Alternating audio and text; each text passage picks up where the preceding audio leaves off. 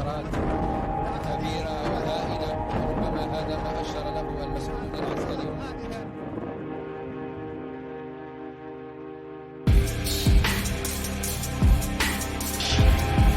The United States is in a state of security national crime.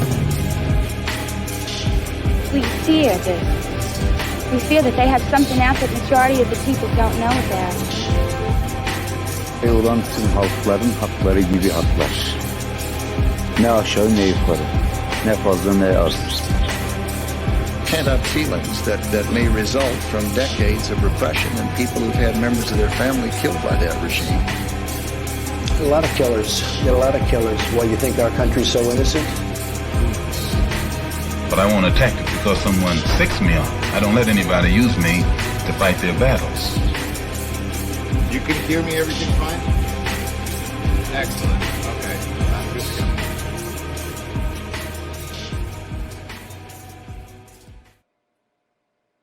Hello and welcome to Varn Vlog, and today I'm here with Yuri Rashkin of the Rashkin Report. We'll cut all that. Welcome to Varn Vlog, and today I'm here with Yuri Rashkin of the Rashkin Report, and we're going to talk about what we know coming out of Russia. Yuri, would you like to talk about your qualifications? Why am I talking to you about what's going on in Russia? Right. First of all, on some level, I really don't know. I'm just a guy who, I don't know, lives in Wisconsin. And yeah, I'm originally from Russia, but I mean, lots of people are. Okay, so a little bit beyond that. I came to the United States when I was 13, and I lived in the United States now for over 30 years. I have a master's degree in communication. I also have a bachelor's degree in musical composition because I started out as a composer. And in 2010, I became interpreter. Now I'm fully certified interpreter in courts in Wisconsin, Illinois, and Iowa. So I work as a court interpreter. I teach at UW Whitewater in the communication department. Public speaking is what I end up criticizing other people for so often, and here I am on full display. So doing that, and also this Rashkin Report thing that you mentioned, which is a YouTube channel I started in 2016, originally thinking that I was going to inform English speakers about Russia. And it turned out the audience was very small. So I said, okay, let's do something different. And I switched mostly to Russian because it turns out that Russian people are curious about what others say about Russia and so on. And one thing led to another, and I build up, I have about 27,000 subscribers now, which is not that much, but it allows me to kind of get message out there. And most of it is interviews. So for my interviews, I've been very fortunate to find some of the best people and really in Russian media market who do these kinds of interviews, which there is just really, it's like a certain genre that people do when they go to different talk shows, like something that you would host and I host on my, in Russian mostly.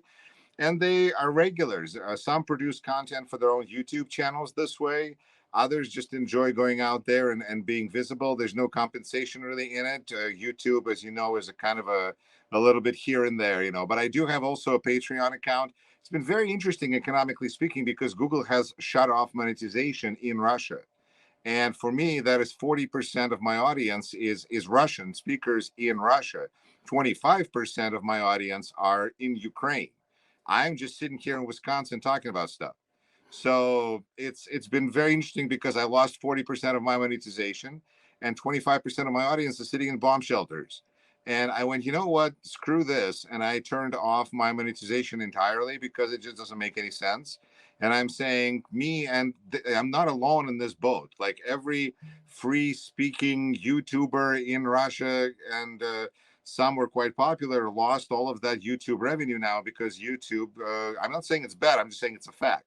And so I just made an appeal for myself and for all the independents out there and for people to support us via Patreon, because it's a really handy way to support people when there's all sorts of problems with monetization, but it allows these independents to stay afloat. I have my own page, Rashkin Report on Patreon. So it's been very interesting on the economic level, which I think is something that you wanted to dive into. But all of a sudden I find myself here I'm from Moscow myself, from like the center of the city, like a privileged kind of area. Went to a specialized music school, very kind of a privileged existence versus most Russian people. But at the same time, my audience, I learned so much about Ukraine and their perspective. And so I have this Russian perspective and a Ukrainian perspective and a little bit of an American perspective, because I happen to be a local elected official here in Wisconsin, where I'm Rock County supervisor. And I represent downtown Beloit on Rock County Board of Supervisors. And I'm honored to do that. I'm running for my third term.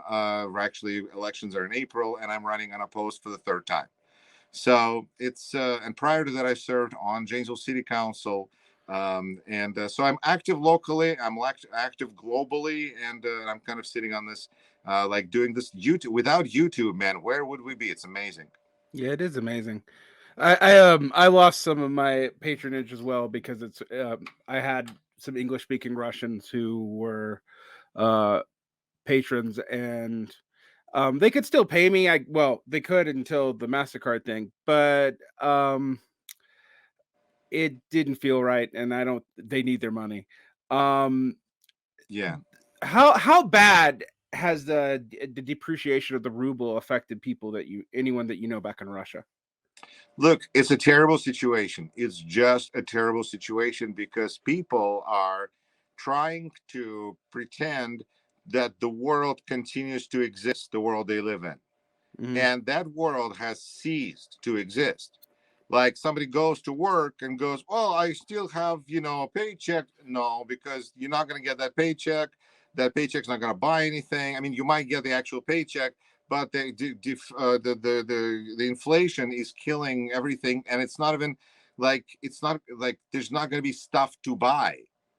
So it's just going to be collapse on a variety of reasons, variety of levels. And people that I speak to are really in two categories. They're either have evacuated, that I don't know how else to describe it.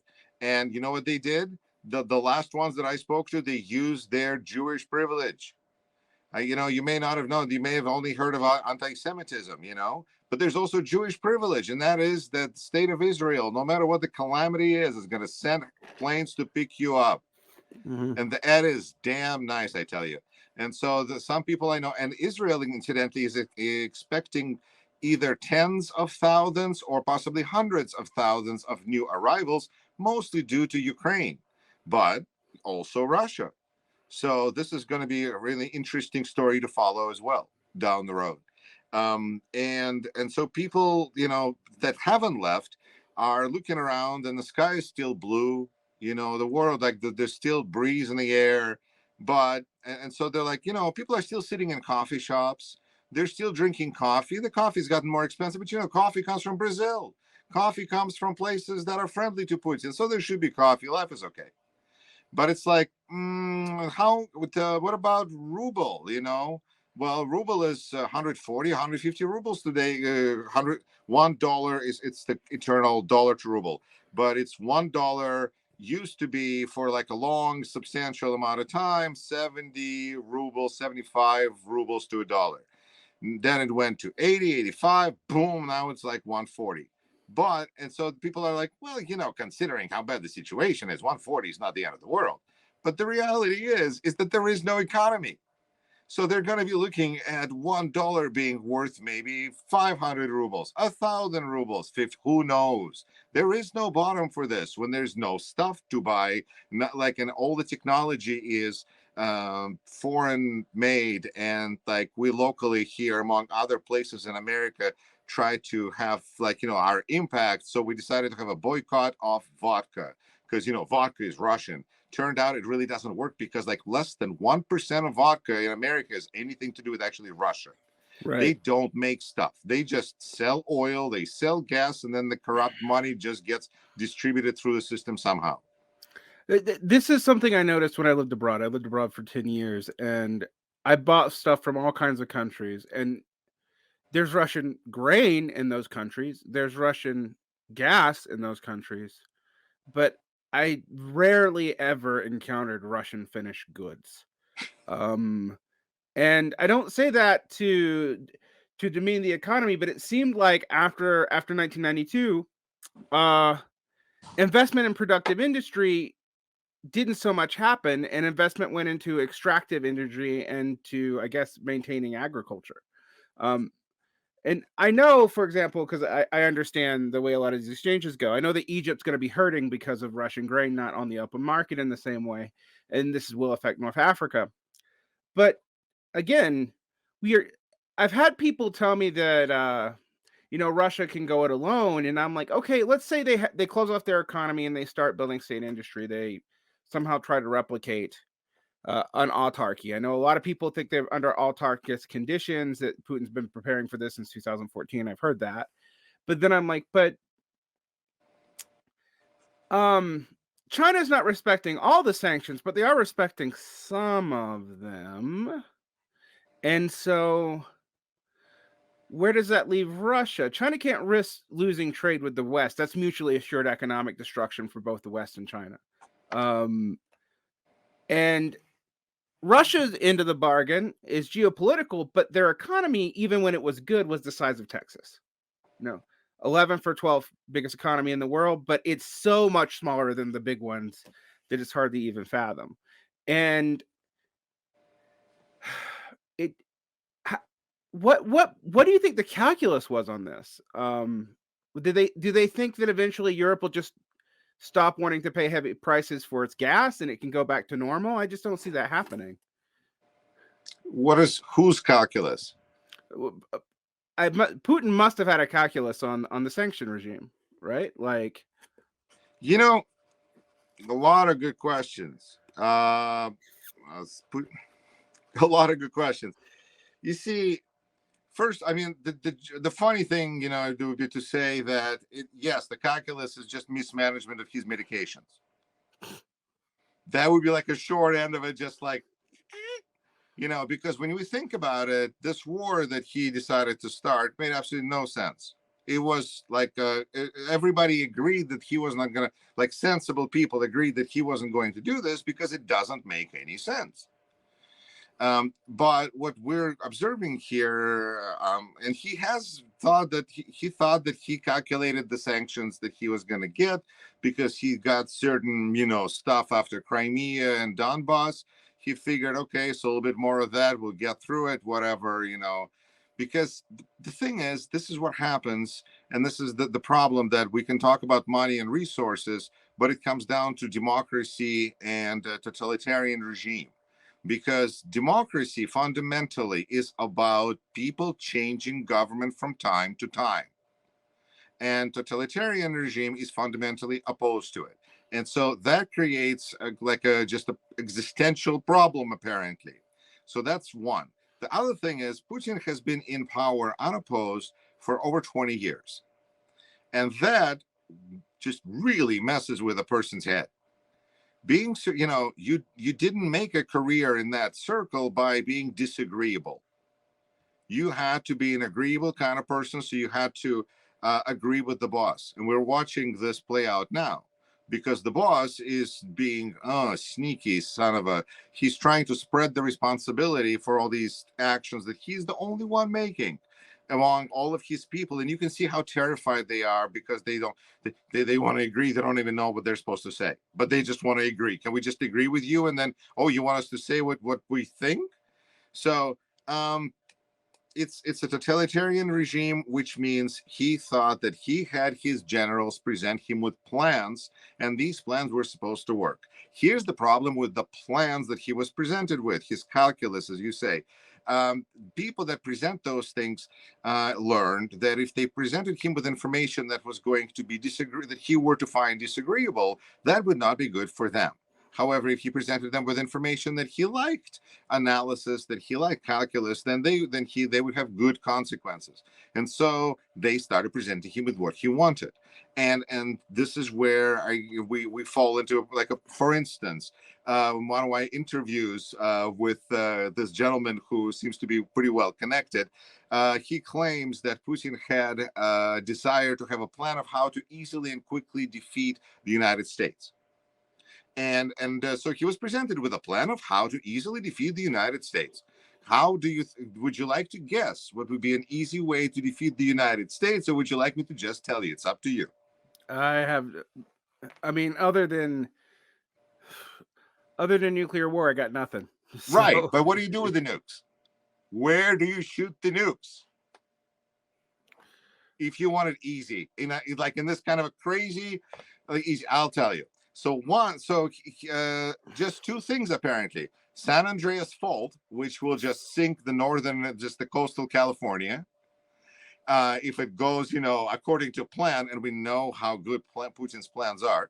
And two is to shoot one at the Yellowstone volcano, because that will cause the volcano eruption, and that will be just the end of us all. Because if you look at the maps of what a Yellowstone and volcano, inactive volcano could, so this is very crazy stuff developed by a person who is, nobody says no to him. And so he was under the impression that this was all going to work out.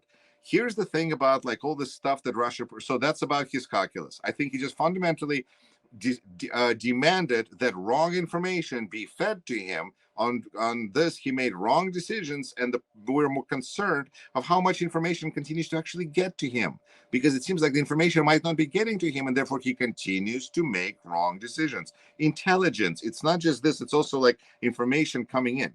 With wheat, I just wanted to make that point because from what I'm hearing, I am rapidly becoming a specialist on all sorts of interesting things that I double dare people to double check me. Grain, like seed that becomes wheat, is actually not Russian. Mm-hmm. They purchase that stuff. So they might have soil, but they don't even have the seeds to grow the stuff with. So they need, so under sanctions, under what's going on right now, that is in some jeopardy, I would say. And then the thing about like producing stuff, to kind of get back to the first point where you started your question, I found a tremendous number of successful Russian people, Jewish Russian, any from Russian connection, once they leave Russia. Like outside of Russia, they do amazing things. That Google is half started by the guy whose parents are from Russia, and they live in Boston and part of Jewish diaspora and all that good stuff. So very successful people doing fantastic things outside of Russia.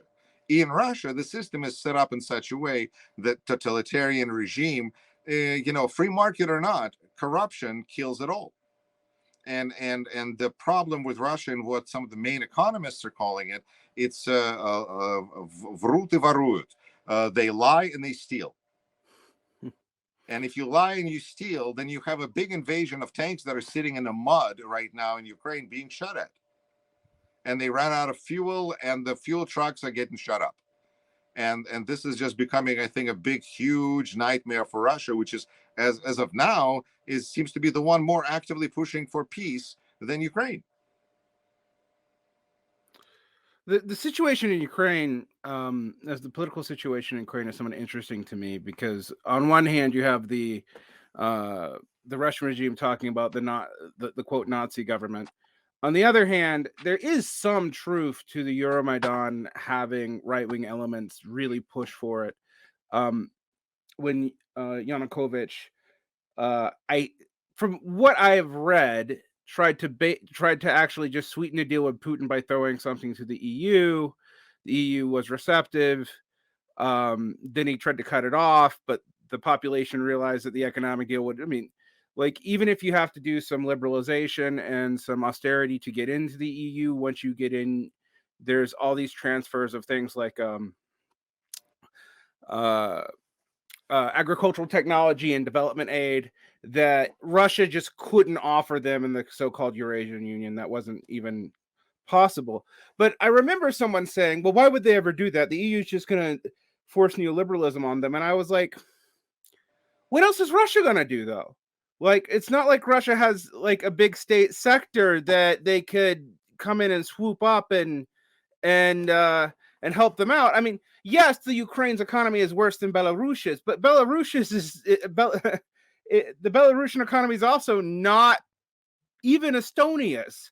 So it doesn't seem like a hard calculation about why that would have been a problem. And the thing that I've been wrapping my mind around this is the justifications about NATO. I'm not going to disagree that the West has provoked Russia with NATO a lot.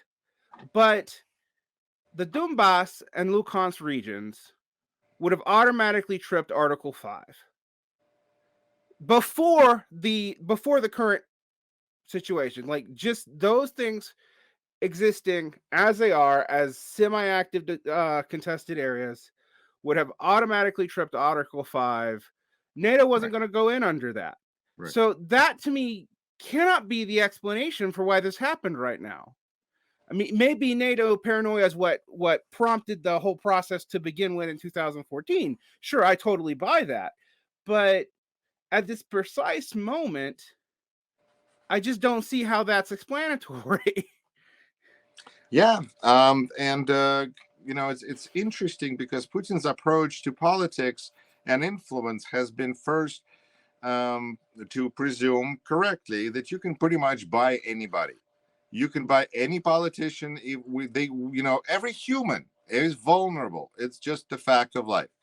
But then it turned out that even buying all the politicians, all the right people, didn't give Putin the right result. Because people would rise up and be like, no, we still don't want to go to Russia, because no matter what it looks like on paper, when you live next to people who just don't follow their obligations and violate agreements, it's kind of hard to do business, because business is based on trust. If you do not have trust, and Russians have no trust, then you don't want to do business with them, because it's going to backfire sooner or later, one way or another. And I think there's just solid business practices here. Russia has no trust, and they have lousy economy. It's just their beautiful business school case example of why we need trust. Anyway, the NATO angle, which I think is really, really important to understand. First of all, we're seeing clearly that must not have been very realistic, because he seems to be doing stuff that has nothing to do with anything anymore. Right. So we know that NATO was a pretense, but let's take it apart a little bit, just for, let's kick that dead horse one more time. So he's saying that the fact that all of his neighbors are trying to run to police for protection means that police is too close to him now. And all of these, Baltic countries that are joined NATO at the first opportunity, that means that NATO is encroaching on his borders. He's running a criminal outfit in there, and some of his neighbors managed to get some protection. So on that level, it seems like kind of counter, that's not what's going on. But okay, so he views this as an offense. And really, when you look at all these countries that are NATO countries, they kind of have usually, again, like a consistent string of democratic countries running through them. So Putin seems to be surrounded by democracies. And this surrounded by democracies is threatening to him again on an existential level. And then and I think it's remarkable, because I really think that it was people like yourself that in 2013, 2014, people like yourself who lived in Ukraine and Kiev, when things were happening, realized that their long-term prospects lie with the West. And if they don't step it up, their whole country is going to roll backwards, and they're going to have less opportunity, and they're going to be going in the wrong direction. And they will basically, in order to succeed, will have to leave. And a lot of people, like me, I'm an immigrant, but a lot of people don't want to leave. They like where they are. They want their place where they are, just be better. And, and I think Ukrainians, stood up for themselves. As far as Nazi, oh my gosh, that is a beautiful, beautiful trop, because when people tell me that, oh, Ukraine and Nazi, I mean, I know you have to ask, because you're a journalist, reporter, vlogger, you're asking me questions.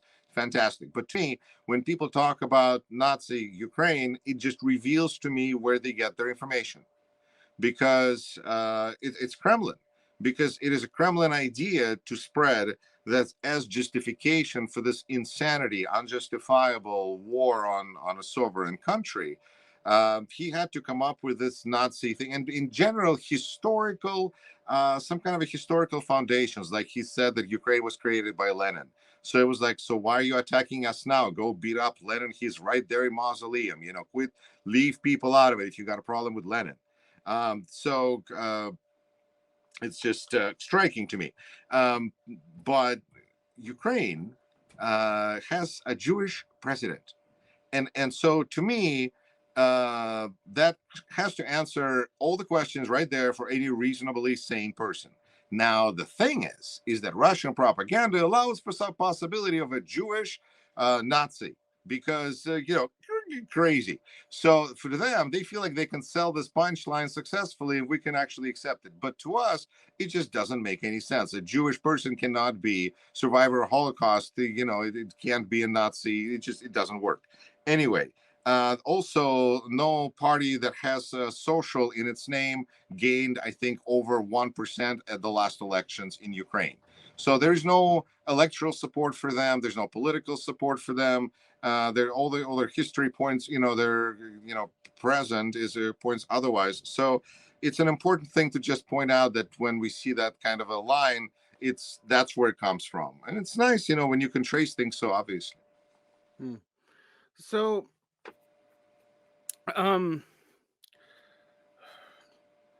I suppose a question that occurs to me is we know that United Russia pretty much has a stranglehold on Russian politics, and that United Russia, while there are supposedly ideological factions within it, the Atlanticist, it's usually explained as the Atlanticist faction and the Eurasianist faction.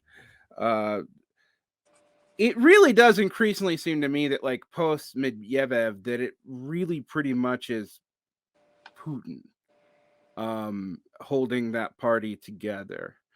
One thing that I've heard floated around about why this may have happened now is we're approaching elections in 2004 in Russia, and that maybe Putin's trying to secure his legacy and then pick someone as his replacement.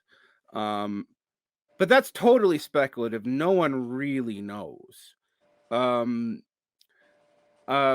So what is the political situation like in Russia in general? I know there's some whispers that I've even heard from people who are not generally given to talk like this, that if this war goes badly for Russia, you could see regime change. And this was from Michael Kaufman, who's a Russia army specialist.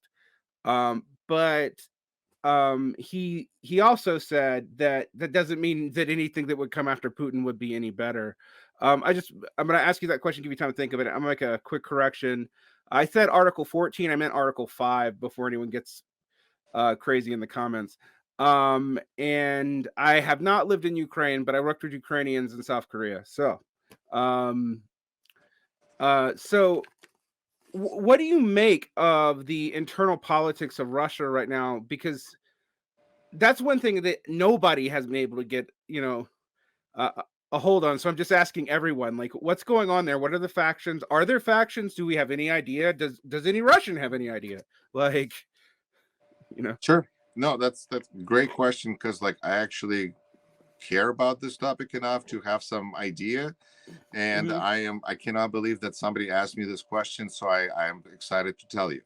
But I should also jump back and explain the little bit of the prior question about Ukraine in NATO. And you're right. It would be immediate, if Ukraine, as it was with the separatist, so-called separatist territories, or the areas of conflict, whatever they're appropriate to call, they would immediately trigger. Therefore, Ukraine was not going to and not likely to be part of NATO anytime soon, which is only almost the more reason to put aside the NATO concern as a justification for Putin's concerns. It's just, but yes, and we don't even know if Ukraine or ever might achieve that status, although it should be noted that thanks to Putin, really all of Ukraine's foreign policy goals are just being achieved left and right, everything they've been trying to work for since their independence. They're being considered a European Union, for crying out loud. This is, on a country level, very, very impressive. So, all right. And to the politics of Russia. All right. Okay. So what do we have here? First of all, we have Putin, and then we have the swamp of creatures running around trying to imitate democracy. And that imitation part is what makes me concerned right now, because they've basically said, forget it to imitation. They shut down their imitation-free radio station. They shut down their imitation-free TV station. All the media, it's like really a small number of outlets remaining, but they basically just said, no, we're done playing. We're not going to even pretend, because we got these sanctions. And after these sanctions, it doesn't pay for us to be nice. What's the point of being nice now? So we're just going to shut down everything. That means that the whole structure of Russian state, which includes some kind of a Congress, Duma, I think could very easily, which has been just totally like a pretend operation for years, can maybe just dissolved altogether. I would not be surprised to see Russian Duma be dissolved, because it just doesn't serve any purpose. Who are we pretending? Who are we trying to be cool in front of? All these Duma idiots, they're just running around. I mean, they basically they have now, I think, a third of the Duma is former athletes, because I think they're really good, go to training well. I mean, it's just been really a strange place that has no legitimacy in anybody's eyes, and so that's been. I wouldn't be surprised to see Duma dissolved altogether. So there's my prediction, whatever the date is today. I think 7th of March. And politics means that you have United Russia, as you absolutely correctly pointed out. United Russia is where all the cool people in the country were supposed to do, like the country club. And it happens to be because in Russia, all the successful people turned out to be thieves and corrupt, because that's how you become successful in Russia. And they needed a political party to join. They kind of melded together. So you have all sorts of bad elements together with power. And that's really is an achievement of Putin, is that he stands at the tip of both the legitimate power structure and the crime power structure, because he's also the main crime boss. So it's an amazing, really, we don't have that in the United States. So in that setting, what goes after Putin? Well, once he announces that he's got a replacement, he's not going to be in good shape. Look at Kazakhstan. The guy there tried to have some kind of a replacement, and then he had a revolution, and then they tore down monuments with his face on them. So being replacement can be dangerous, although Putin managed to do it with Medvedev. So we will see, but I think right now it's funny to me, because there was a very fairly prominent communist in Russia named Valery Rashkin, with the last name same as mine, and then what happened to him is, after the last elections, he decided that even though he was like, communists are considered a legitimate party, he decided to have some kind of a protest. Well, shortly after the protest, they found a moose in his trunk that was illegally shot. And this moose became like the anchor around this politician's neck. He lost his untouchability. He was protected as an elected official. He lost that status, and now he's being prosecuted. And that moose, and that, so people look at me now and go, are you are you related to the moose, Rashkin? Or, I ended up making a meme about like Rocky and Bullwinkle, myself and a moose, like Rashkin and, show, because like people are just so connected with that. But yeah, I'm not related to Valery Rashkin anyway. He's just a terrible, terrible namesake of mine. So Russian politics, they have LDPR, for instance. LDPR is headed by Vladimir Zhirinovsky, who we don't know if he's dead or alive, because he went sick from COVID, disappeared and been silent. And we've been thinking he's been dead, but it hasn't been announced. And what is he famous for now, probably forever, is that he announced the time and date of the possible invasion, saying that if he was president, this is what he would do, and something like that. And, I can't precisely quote him, but people are just like, wow, how did he know? But part of his claim to fame has been that he's been the crazy mouthpiece of Kremlin. When Kremlin would come out with some crazy idea that they wanted to like run up the flagpole, they would give it to Zhirinovsky. Zhirinovsky would talk about it. People would be like, "Oh my God, he's so crazy!" And then eventually, government would come out with that policy. So he would like be the one to push the envelope eventually. So that's another party in Russia, and I think they're just really losing all sorts of purpose. I think they're really ready to go to just plain old monarchy, because this, the silly, it's just that with Putin, he's such a legalist. He's very concerned about having all the dots crossed and I's dotted and T's crossed. So he's going to have, a law, I'm sure, to make everything nice and legal that will give him all the authority in the land forever and ever. And I think that's just where it's headed. So there's a lot of people who assume that Putin is, um, operates a lot like the Soviets. But the only Soviet I've ever found that he rhymes with at all is Stalin, and it's actually on the issue that you're talking about, because Stalin was also big on making sure that they passed a law to make everything that happened technically legal. But it feels strange to be talking about legalism in a situation where it doesn't look there's anyone who is serious enough to challenge Putin. But even polls released by Russian press have indicated that United Russia is less popular, at least before the war, than it's been in a long time. Um, uh, why is that? I mean, why is it seemingly like, because it has seemed like no one really thinks Putin is touchable. I mean, even the West, and yet, it does seem like the popularity is fading pretty severely in a way that it didn't even after like the 2014 oil shock or 1998 when the economy went really belly up. Why do you think that is? I think people have a pretty clear understanding, especially in the last few days. It became clear that there's a real vertical of power in Russia, and that there's only one person that makes decisions whether the country is going to go to war or not. And so that really made everything else kind of even probably seem more irrelevant. Even if for people, there's a lot of people in Russia right now who, by anecdotal evidence, are for the war. Majority of people in Russia, it is understood to be at this time, are for the war. My anecdotal evidence suggests that people who held their own one-person protest, as they say in Russia, because you couldn't gather for more than one person at a protest for a while now, but you can get together for a one-person protest. So one-person protester was beaten up by people on the street before police even showed up. So the attitude is very for the war among the general population, and this is the effect of the beginning of the war.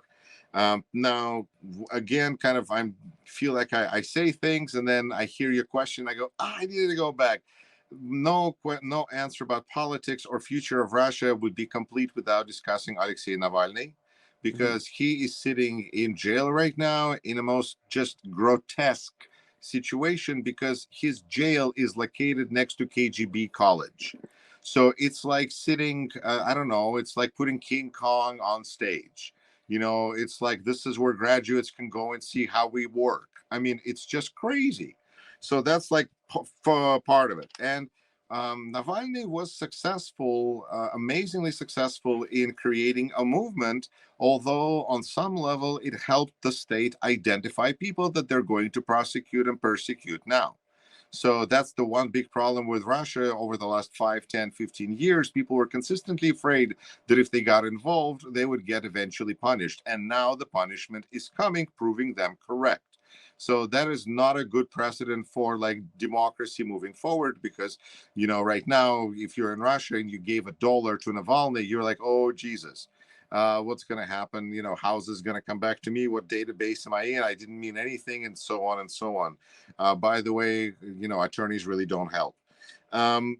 And Russian laws are very much, and this is part of Russian life that really frustrates me, is it's very much built on a perversion of what we can, whatever we think of as a concept, Russia seems to be able to pervert it. So if we have a law, they will pervert the law and they will use the law to beat the people up who at least deserve it, or they will just pass a law like they did called the Law of Bastards when they forbade American citizens from adopting Russian children. Russian orphans died from this, and that was a law that was passed, and everything was made nice and legal. So there is that just general perversion of justice, courts, and on and on and on.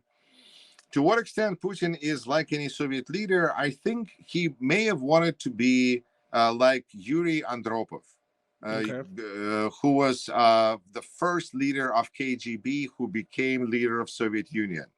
Luckily for us all, he didn't live very long. There was a transplant, and as the joke went, the transplant rejected him. And so he died about a year into his, but that was going to be KGB running the show right there and then. And so, but that was going to be with a planned economy. Russia doesn't have a planned economy anymore, which means that on some level it is more nimble, because planned economy is slow moving and people will die of starvation before, plan changes. And we know how Putin likes plans and sticking to them. He keeps talking about that. But in the end, if you don't have supply, you can have lots of demand, but if you don't have supply, not because like in 1990s when the world was behind Russia and Russia was transitioning from planned economy to free market, this time the world is actively against Russia, and Russia has to have free market, but in spite of the world, which, by the way, you know what that means? It means piracy. There's going to be piracy in Russia of all sorts of software, of all sorts of books. It's just because there could be no other way to get information. So so there's going to be that angle to it.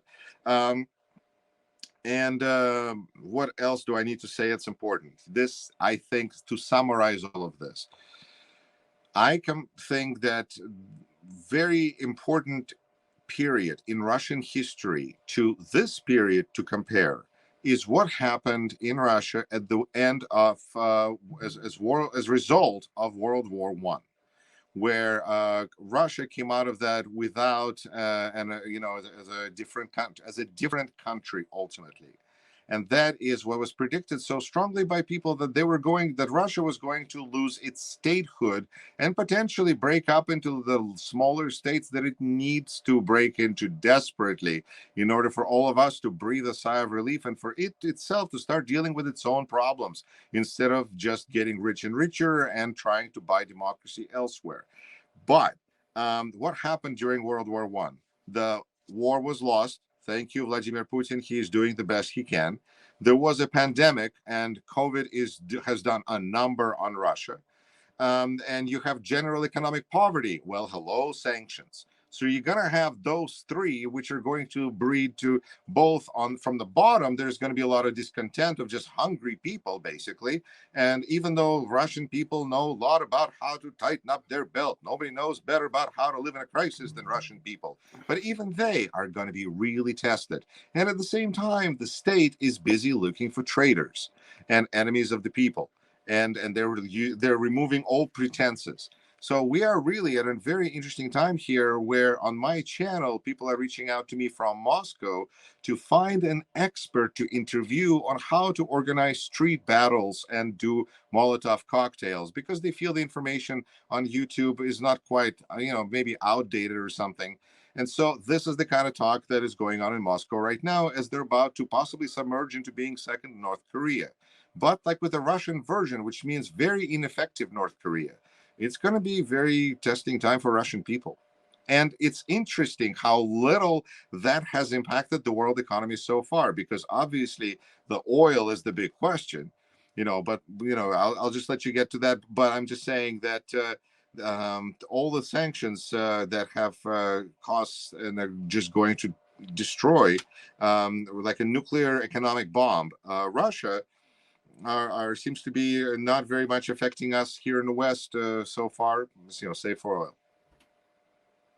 Yeah, I think we are going to see some price hikes over time, but it is interesting how one thing I pointed out to people who have told me that that Russia was going to be an autarky, and I was just like, okay, we can't be an autarky, and we're the third largest producer of of commodities in general in the world. Europe can't be an autarky, and it and us go back and forth between second and third depending on the day. Can you tell me what you mean by autarky? Autarky means totally economically independent. No need for trade with outsiders. In the case of Russia, it would only trade with China and India, Brazil. Actually, I would say the BRICS country, but I haven't actually heard that South Africa's involved. And Brazil's not in great shape right now. China, I think Russia could be just on the autarky level. It's a disaster. It's just a disaster because they had planned economy that while people died, they had some kind of a plan of getting something done. This is just going to be unmeeting. The state is not set up to take care of anything. They're not set up to produce anything. They're set up to steal things. And this is just, I think people are going to be growing vegetables on their land. And, Russian people have been throughout history, not necessarily as agrarians, but more as pickers, forest pickers, mushrooms, berries, whatever the God send, that's what they find.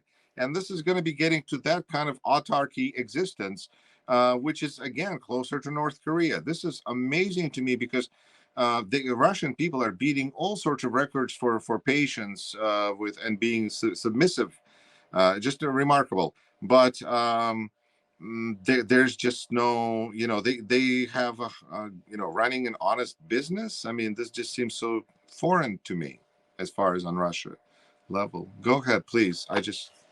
No, it's interesting because I've been thinking about that in regards to a lot of people are thinking that China is going to bail them out, and China has its geopolitical reasons for not letting Russia collapse. But I've actually pointed people to the fact that BRICS fell apart before. For people who don't know, BRICS is Brazil, Russia, the I is India, China, and South Africa. There we go. The tensions between India and China made that unviable, 10 years ago. I mean, less than that, but between 10 and 8 years ago. Those tensions have not gone away. Actually, I mean, like there was almost shooting incidents between the Chinese and the Indians just in the beginning of COVID, in 2020. So this coalition, yes, it contains the mass of the population of the world, actually, because it contains India and China. But only one of those countries is relatively well off, and there are tensions there. And there are also tensions, I think, that people haven't looked at between Russian interest and Chinese interest. While China has its own issues with the Rust and, legitimate, illegitimate, whatever you want to see that as, China had Belt and Road stuff going up through Ukraine and was also kind of dependent on a welcoming Europe. And if anything has for sure happened, Europe is unified right now. In a way that, while it hasn't happened yet, within a day of the invasion, I heard Finland and Sweden talking about perhaps joining NATO, which has never happened before. So it's while I don't know in the long run that anyone say how this is going to work out for everybody. I mean, there is a way in which all parts of the world are actually worse off for this event. It does seem like China's interest is very split, and I may have mentioned this earlier. I've actually noticed, because I follow Chinese stuff way more than I follow Russian stuff, that China normally suppresses criticisms of war of its allies from academics, for example. It's not doing that right now. It's actually allowing criticism of Russia to happen by academics and whatnot. And so it makes me wonder if like China's not, not going to let Putin go because it doesn't want to give the rest that win, but also maybe is not as invested as everyone thinks it is. It's hard to say. I know that the Mastercard line seems to have been the line where they're actively getting involved, and they changed some of their own sanctions on Russia to take Russian grain, even though they generally don't actually. But it does seem like this threw a wrench into their plans as well, because the Belt and Road Initiative is going to be a lot harder to pull off outside of Russia and India and the Central Asian states. And the Central Asian states also probably are feeling a bit squeezed at the moment. We already had that issue in Kazakhstan not a month ago. So, well, I think there's a couple of main things that I see in what you said. And first of all is the relationship of China to the world, and what their the role that they're looking to play. And I think that's very interesting. And we can, we'll go on that, and just to to mark the territory, haha. And the second is the relationship between China and Russia. And I think to take a look first at the impact that China seems to have, really in comparison with Russia, which is to use money to buy things, which is so modern, and honestly, in comparison with how Russia is approaching things, seems so much more advanced. Like, really, you don't need to send armies. You can just, because you're bored in your own country of playing soldiers, and you're just so, but maybe that's where Xi's going to be in 20 years of power. Maybe he's going to be like, I'm bored now, I got to go outside of the country. But Chinese have been very consistent in doing their thing, and buying influence. And even now with Afghanistan, where their goals are to extract the valuable resources, it's smart business that they might be. In fact, that's, the problem with Russia is that their Chinese are very good at business, and in the sense that they are holding Russia over a barrel. And it seems to be, from the numbers I'm hearing, they're making out like bandits on Russian gas, which they are actually even then reselling and making money on top of that. So China is making out very well for this supposed support of Russia, which is very much supposed, because it's interesting to me to hear what you say about academics being able to criticize Russia now. And in general, it's Russia is hoping for some assistance here, desperately, because it looks really bad on countries of the Axis. During World War II, there was at least Italy and Japan that were kind of on Germany's side, strongly for a while. But here, like Belarus, that's not even a country anymore, I think. So although Lukashenko, he's now submerged into this, we'll see. It's just his survivability has been unbelievable, to say the least. But so China is using money instead of troops, except for there's this whole thing with Taiwan, which is affecting a lot of things. But interestingly enough, what I heard today is that there's a car plant in Russia that is standing still because they need chips, and chips are supposed to come from one of the world's largest plants in Taiwan, and Taiwan said they're not sending them to Russia. So there's that problem too. It's a multifaceted world. yeah, I mean, China today, their foreign ministry actually said that, or yesterday, that they were going to maintain financial ties with Moscow and Kiev. So I'm like, okay. I mean, money makes the world go around, right? And so I'm like, I'm looking at it and go, people are saying that China is, Russia's ally, and I'm like, yeah, in the sense that they abstained from the vote in the Security Council, although they didn't vote to veto with Russia. in the sense that they're not stopping trade and oppose some of the quote what they call illegal sanctions or unilateral sanctions. I will send you. There's a great meme, cartoon, whatever, that I found where you see the Russian bear reaching out and getting his nose snapped with the Ukrainian colored bear trap. And so he's standing there like this. And in the back, you see this little, Chinese panda looking at the Russian bear from the back, So, Russia is very exposed right now. Yeah, and I think because both China and the West, I mean, China has a contentious relationship with the West, and both sides have been amping up rhetoric for actually going all the way back to Obama, but very recently since the Trump years. And I had noticed actually about 6 months ago, both Xi and Biden had ramped that down. Um, uh, uh, for reasons that I think may not be apparently obvious, but are obvious to anyone who just follows market flows. I mean, there is a real sense in which not only a difference between China and say the USSR and the West. The USSR never had anything economically really over the United States. China and the US have an integrated supply chain. Like they do. It's something people miss. But I mean, like, they're number one in production. We're number two or number three, depending on the month. But we finish stuff they make. They finish stuff we make. Like it's totally integrated now. And it really is mutually assured economic destruction, and not just in the whole like it was early on too in the amount of like Chinese holding American bonds. Hopefully, if we see what happens to Russia, because people keep looking at one thing and trying to make conclusions about what it means for bigger things.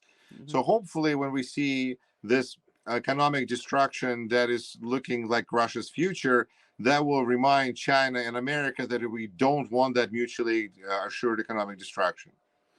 Yeah, I hope so. I mean, I do think we are entering a more dangerous phase of history than the last 20 years. I mean, I do think that because, considering Putin is talking about using nuclear weapons, I'd have to agree.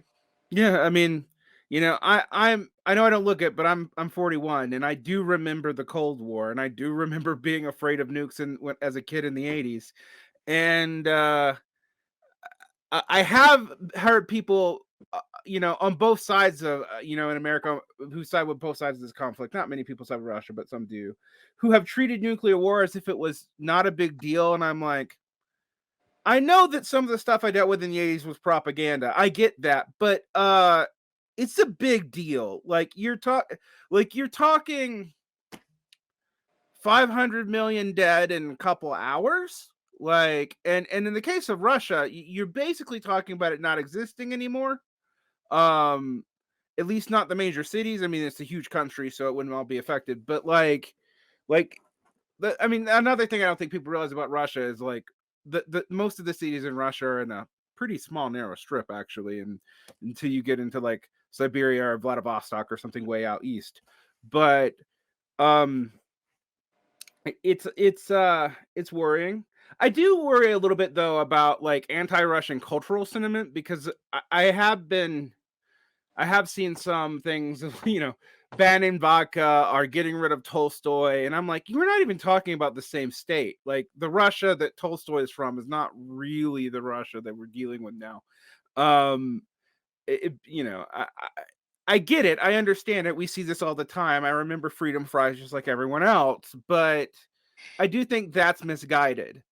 Do you think like how do you think this will affect the Russian position in the world? I guess I have one more anecdote to add to that.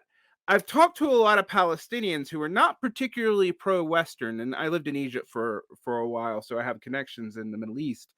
And almost all of them are probably more pro-Ukrainian than me. Like it's very strange. I mean, like I was actually kind of surprised. Well, that's funny because Egypt is a very popular destination for Russian tourists. Yes, it was until that, particularly until. And after all of that, you Egyptians prefer I don't know about Egyptians. I'm just talking about Palestinians. Palestinians. Wow. Yeah, Okay, Palestinians. Well, I mean, Palestinians in Egypt, aren't mind you, but still, Ukrainians the victims here? right? They feel like it reminds them of the way Israel's treated them, and from their point of view. So it's kind of interesting because I have also noticed, for example, that traditional Russian ally Iran has not stopped the nuclear deal. Um, even if it will participate in Russia's supposed denazification conference in August, it is not stopping the nuclear deal. There was some complications put on them today from Russia, but they seem pretty interested in coming back. And even the hardliner Mahmoud Ahmadinejad actually posted something in support of Ukraine, and that blew my mind. Actually, I was legitimately surprised by that. Yeah, I'm heard from Jewish people who are like, I never thought I would say anything by Ahmadinejad was good, but oh my God, yeah, it's incredible. Putin is bringing the world together. It's amazing. So I suppose the $3 million question that none of us can really ask is, I mean, none of us can really answer, but maybe we can speculate. And with the large start of the data speculation, if we know that NATO can, even if Putin's paranoia about NATO is the background noise, okay, and we accept that he's telling the truth about that, and maybe we should, it can't be the explanation for the timing. Why now? Like, what is going on right now that would have made, because the Russian army, even though it's been drilling for months, apparently, did not seem particularly prepared. I know Russia has a history of throwing in its weaker troops first, as a battle tactic, but even if I think that the Western media is exaggerating Ukrainian victories, and I'm not sure I do, but the Russian effort has seemed way less prepared than we would expect it from their outlets in Syria or Georgia even, and that's also surprising. So the timing doesn't make sense to me when I see that. I mean, they didn't seem to have prepared their troops well enough. Or maybe they just assume, maybe they really believe their own. Part of me thinks maybe something. I mean, I know that what the conscripts were told, that they would be welcomed as liberators, but at least by a majority of the population in the East. But do you think maybe did the Russians themselves believe that? Like, I mean, it sounds almost ludicrously about like the most ridiculous parts of the American invasion of Iraq, for example, the liberator talk. And so like we can't get, we've had our own history of that, but like it did seem like they really believed it in the first few days. So Well, why now? right. I'll start with nuclear. And then I'll go to Tolstoy, and then I'll work my way through this list. Okay. That you brought out, because it's great questions. I think with nuclear, there's two big thoughts that we have to internalize. First is that Putin very well might use it. And then what do we want to do about it? Because I think that those are two important thoughts that are going to occur in rapid succession, that if we are not accepting the possibility, we're going to be very challenged. And it's wonderful that we have planners in Pentagon who I'm sure have those, but I think for us as individuals, it's important to understand that Putin thinks that there is such thing as a small nuclear attack, where you can have a smaller device than Hiroshima. Or, United States has its own Hiroshima. Why can't we have our Hiroshima? We'll call it Kiev. So it's a very lighthearted approach that doesn't presume mutual assured self-destruction. And that's something that we've been trying to, I think, relate to Mr. Putin, that this is what that is. But there's a possibility that he might shoot a nuke at Ukraine if he feeling that things are not going well. In the way, the better Ukraine is doing and the worse Putin's army is doing, the likelier it is that he is going to be put in front of a choice of what to do. And this is where his nukes start to look apparently very attractive to him. So that's nuclear. The Russian culture is going through a very difficult situation. This is something akin to what German culture has gone through during World War II, and they're not alone. And so you have people who didn't want to speak German for a long time because of what happened during World War II. And I think similar effect is going to affect the fate is going to be a future of Russia, because when you speak about Tolstoy and Dostoevsky being questioned, who are absolutely have nothing to do with this situation, in a sense that they do, in a sense that it is Putin's regime, that he is the kind of the like his regime is the inheritor of the Soviet regime, which destroyed the world that Dostoevsky and Tolstoy lived in. So it's a several reiteration since then. But on the other hand, there's lots of people now who are arguing that Russian culture has a lot of problems with it. If you think about it, it is a kind of a culture, like a slave culture that promotes violence, that promotes values that are not really helpful to us, but they do help us understand better about suffering. In general, I find that there's this ethic of strength, which I think is a very telling and explanative way to look at Russia, because they don't look at things from our moral ethical point of view, where we say certain things are right, certain things are wrong. And then we would try to do the right thing and we try not to do the wrong thing to whatever extent it is possible. We're dealing with a situation that is looking at a top, you have strength or you have weakness. And that really shows through everything, including culture, including lots of books that were censored by Tsar and then censored by Soviets. And it's just, it's a very complicated story that doesn't make Russian literature even look all that good. Not to mention that most of their great writers, they basically killed at some point. Where's the upside here? And next point that you brought up, which I think is very important, and that's Russia-Iran angle, and the objections that Russia is bringing up here to these negotiations, which is, as I understand it, that they want to be able to maintain their relations with Iran through the sanctions regime, which is supposed to help them weather the storm. And now Iran has to choose, apparently already, are they with the West, are they with Russia, and how is this affecting the situation? But the reality is that there's a lot of money to be made for Iran if they start pumping oil, because if we say no to Russian oil and yes to Iranian oil, that could be a sweet deal for Iran. They could take all that Russian money now. So that could be a very good thing. And as far as Russian invasion, Syria was just bombings, for the most part. And they seem to be doing okay at that, unless now they have more of their planes being shut down. But that's something that dropping bombs, unfortunately, on peaceful populations and causing huge havoc after a quick blitzkrieg that they want to do a quick in. If that doesn't work, then they start to iron the area out with bombings. And that's their approach.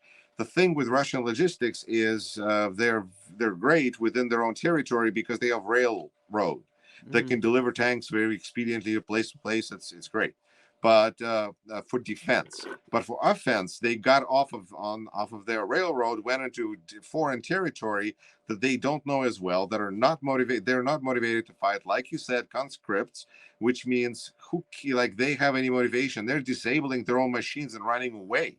They're disabling their tanks, they're leaving their machines, and they're trying, they're going to eat because they're hungry, unfed, unwashed, unclothed. I mean, this is ridiculous. There's pictures on the internet of these Russian troops that are looking less than pathetic.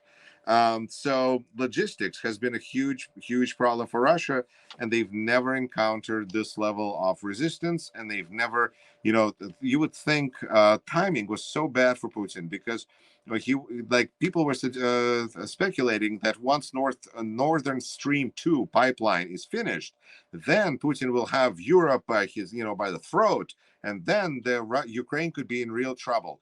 But he didn't wait until it started working. it was just like, why are you doing this now? But he, maybe the weather, maybe he, like, when you listen to his speeches and his twisted face and saying that I'm going to solve this Ukrainian question once and for all, and I'm not going to leave it for others to do, like, whoa. So he's going like full Hitler here. So it's just ironic because both he and the president of Ukraine, they have the same first names. So it's like two Adolfs, but one's both Vladimirs, so one is good, one is terrible, but it's the same first name, Vladimir Zelensky, Vladimir Putin, although Volodymyr, there's slight difference. Ukrainians are getting very sensitive about Russian language for strange, unknown, possibly bombing reasons. But I've done a fair share of appearances. Today I did another appearance on a Ukrainian TV station, and they're speaking Ukrainian. I don't speak Ukrainian. I speak Russian and English. And so they're like, they text me in Ukrainian, can you do this? I'm like, yes, of course, I'd love to appear. Sure, glad to do it.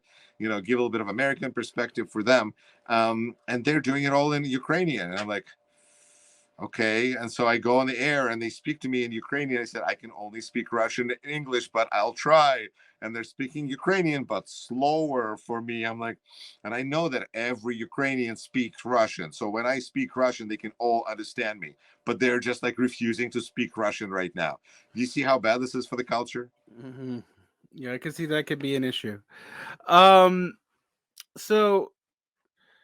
I guess this is a good place to wrap up. There's who knows how long this would go on. I think a lot of people thought it would be over in a few days. We're now on day 11.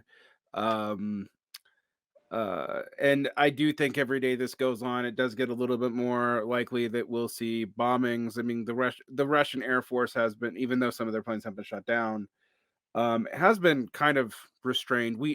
I've listened to military analysts say that we know that Russia has equipment they're not using.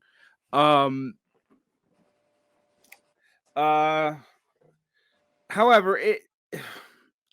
the Ukrainians are putting up a much harder fight than I think. I think even we thought they'd put up. Like, honestly, I don't even think the West thought that they would fight this hard. Mm-hmm. And so this might end up being a long, brutal slog, and it might end up being, a lot like Afghanistan was for both the United States and for Russia, except on the border of Europe, which is very concerning. And then I've had some people afraid of accidental incursions into, like, if this goes on, and particularly if Putin plans to press all the way past Kyiv and well into Western Ukraine, that it could accidentally even go over into Poland. And that would be serious. I mean, that also triggers Article 5 and everything's off the table at that point. But it's hard to know.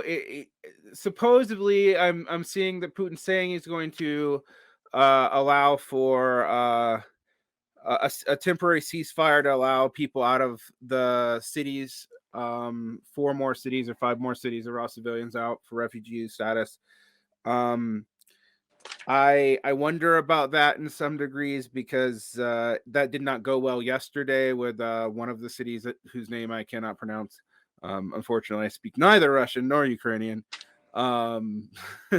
So been trying to read Russian news with Google Translate. So it's not very helpful. It's crazy because I wish there was some news in Russian, but they shut down everything. You get better news in English now.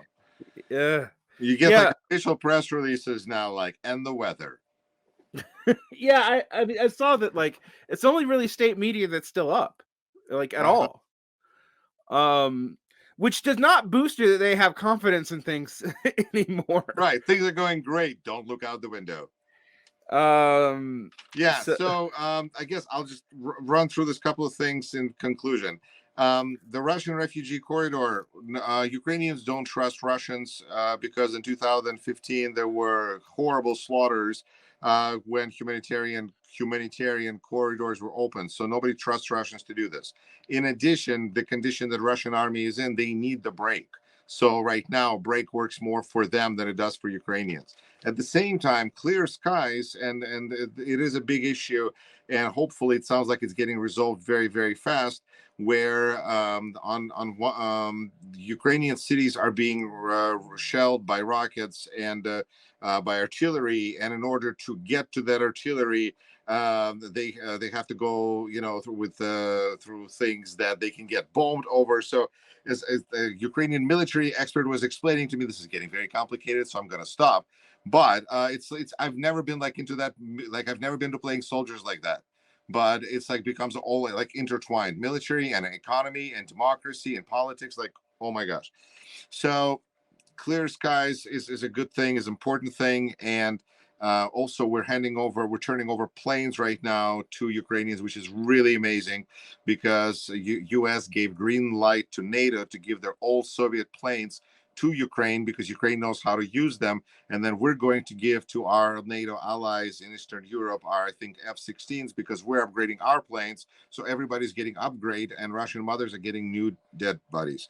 And then we are, I think we're impressed. White House said that State Department, how impressed we are by how well Ukrainians are using our weapons.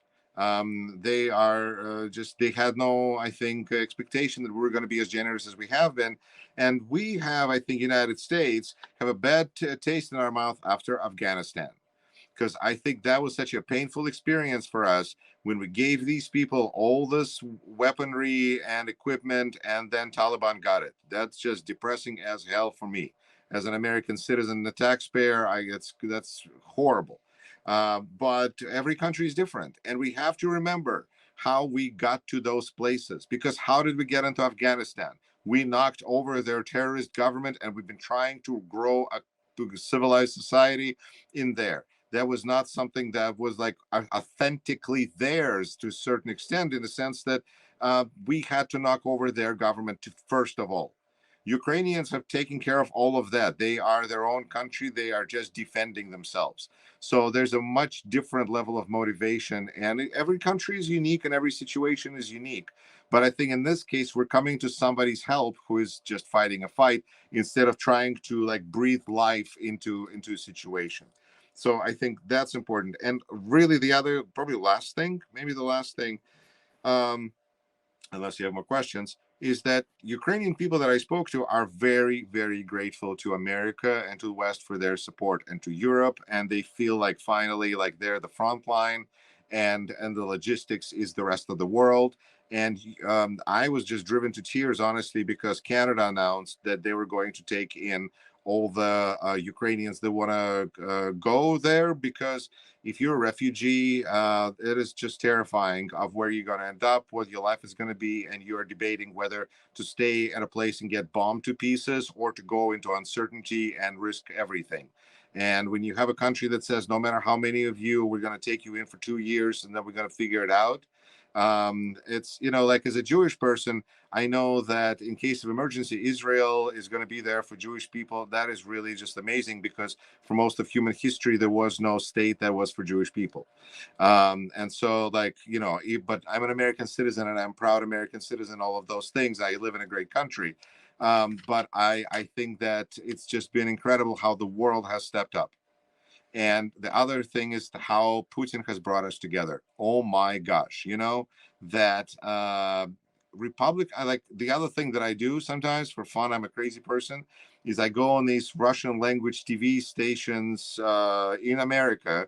We'll see if they're able to survive now going forward, where I would debate conservatives on different political issues, because it's fun. I don't do it on my channel, but people invite me, I do it. And then my last appearance, me and the Republican, we agreed, because you know what? We both hate Putin, because Putin is evil. And I think that has just been wonderful. That has brought a lot of people together. Not everybody. We know that there's certain people that continue to, think that Putin is a genius. But it's, hopefully not as serious of a problem as it once was. Yeah, I think on the last point, I might just. I've thought a lot about how this is going to change American politics, and I actually think in ways that we may not understand yet. And because a whole lot of political rhetoric that's been building up for the last, I don't know, 5-6 years seems to have been sidelined very quickly. I mean, by that I mean, Remember COVID? Anybody remember COVID? right? Exactly. We're just fighting about COVID. I literally, I mean, just as an observation, I follow far left circles, but I also follow far right ones, and Alex Jones has been pivoting all over himself in the last week to try to figure out where exactly he lands. That's fascinating. Tell me more. It's interesting. Okay. Like last week he was like, Putin's a genius, but are we really going to risk nuclear war? And now he's like, but it's very similar to what happened with we will not name, who was calling Putin a genius too. And yet yesterday, I think, made some comment about maybe we should fly F-15s over Russia and bomb them, but slap Chinese flags on it. And I was like, oh, great. Like, that's a real smart thing to say in public. And then you've seen people like Lindsey Graham like pivot wildly in opposite directions. I mean, not like we haven't known him to do that. Well, either, we know Lindsey Graham is known for not having a spine, so it's just fascinating to watch. But yeah, I mean, so I think we've seen that. I also think it's for good and ill. It's whopped away a whole lot of the Democrats' agenda, but also a lot of their problems just are not being discussed right now. I mean, are you saying this might have an impact on the November elections? Yes, I am. Or at least it might have bought Biden some security that he did not have otherwise. Particularly if we don't have to put boots on the ground. And people can feel about that the way they're going to feel about that.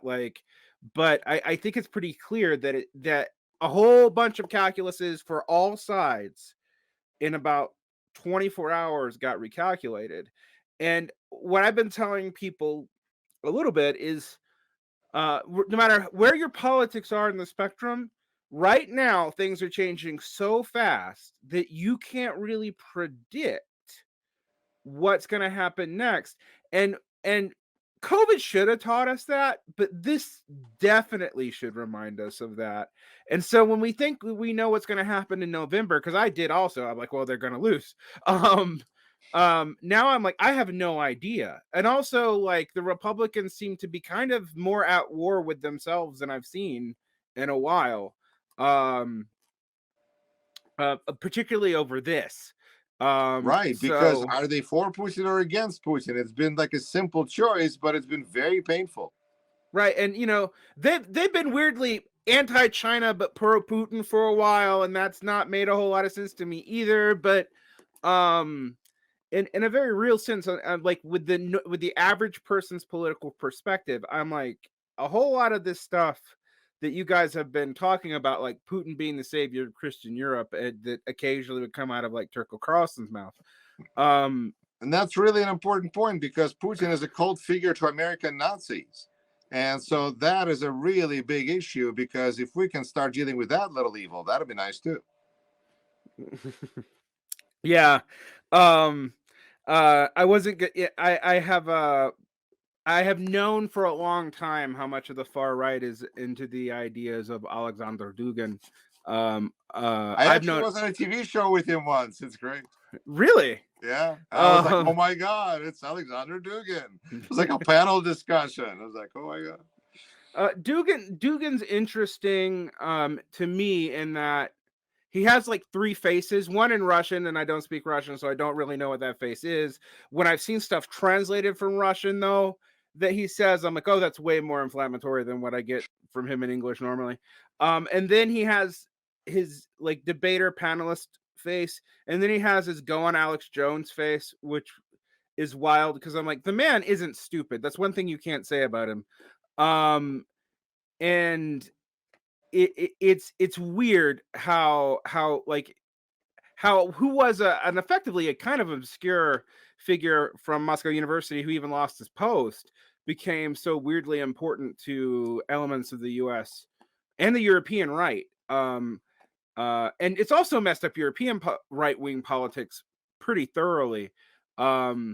for example, Viktor Orban's been all over the place figuring out what he's going to do. I mean, I think Serbia is still pretty solidly with Russia, though. They had a parade with the Russian flag, so Serbia is with Russia. That makes sense. There's a joke in Ukraine says, "Oh, it's a good thing we only have two brother nations, Belarus and Russia, because oh my gosh, we don't want any more." Like with relatives like this, geez. So, it has upended European politics and Putin has been played a very smart hand by supporting extremists all over the world. And extremists left or right to him doesn't matter because extremists upend the existing status quo, and that's what he's looking for. So he was, so his RT channel was appealing to everybody who thought that America's ills were underrepresented in media, and that's left and right, but if you're like NBC, you can't show that kind of stuff 24/7 because no one's going to buy advertisements from you. Well, and RT was motivated by other things. So they promoted their extremist agenda. They had meetings of neo-Nazis in St. Petersburg from all over the world. But if you're a neo-Nazi in Russia, that was the only thing that was absolutely terrible. Russian nationalists. And there's like this whole issue of Russian nationalism because they're like the only nation in Russia that doesn't have any sort of representation. Every other nation is acknowledged. And then there's the great Russian people. But like the Russian people, but that's a really, Russians have this whole big thing with ethnicity anyway. Like in my case, in Russia, I was a Jew, but in America, I'm a white male. So it's just like, whoa, I've been upgraded. And Alexander Dugin and Viktor Orban, yeah, it's hard for those guys because they have to figure it out. But so far, I think right now that like almost the cancel culture is pressuring them to take the side of anti-Putin movement. We shall see. Like you pointed out, even China is not willing to be in Putin's corner, and he was so counting on it. They're willing to make money off of him. They're probably going to give him all sorts of credit and then, collect by owning Russia. But that's what Putin has done over the last 20 plus some years, is just destroy the country. Yeah. Well, yeah. The one thing I will say is China usually does find a way to benefit from whatever happens in the world. I have my criticisms of their government. I have a lot of them actually, but I have always been like, they do play the long game when everyone else is playing the intermediate or short game. That is, that's so smart. I keep trying to explain to people that really, if you don't want to think about the right thing and the wrong thing to do, that's fine. Just think about the long benefit and the short-term benefit. If you start thinking about long-term benefit, you're going to start making better decisions in the short term. In the short term, China is not starting a war. That's smart. Yep, and that's a good place. And thank you for coming on, Yuri. And I'll link to your show. You have a great day. You too.